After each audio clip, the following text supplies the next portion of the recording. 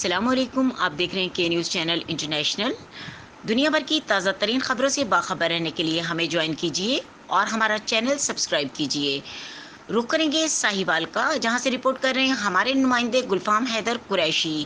عدالتی اہلکار کے اغوا و قتل کا ڈراپ سین، نائب قاصد دوست ہی قاتل نکلا۔ ایڈیشنل سیشن جج کی عدالت میں تعینات الحمد والدین کا اکلوتا بیٹا مبینہ اغوا کے بعد قتل، نائب قاصد قاتل نکلا۔ سفاک قاتل مقتول کو اس کے والدین کے ساتھ تلاش بھی کرتا رہا۔ تھانہ فتح شیر کا رہائشی اہلمند والدین کا اکلوتا بیٹا شاہد عزیز کچھ روز سے غائب تھا۔ مقتول کی لاش تھانہ غلہ منڈی کی حدود بائی پاس کے قریب سے برآمد ہوئی۔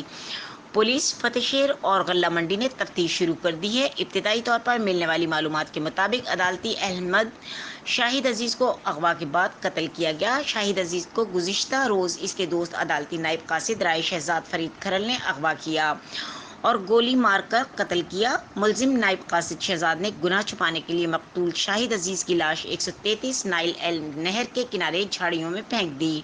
مقتول شاہد عزیز ایڈیشنل سیشن جج سردار اقبال ڈوگر کی عدالت میں اہلمند کے فرائض سر انجام دے رہا تھا۔ ملزم گزشتہ روز سے پولیس و والدین کے ساتھ مقتول کی تلاش بھی کرتا رہا۔ مزید خبروں اور اپڈیٹ کے لیے دیکھتے رہیں کے نیوز چینل انٹرنیشنل۔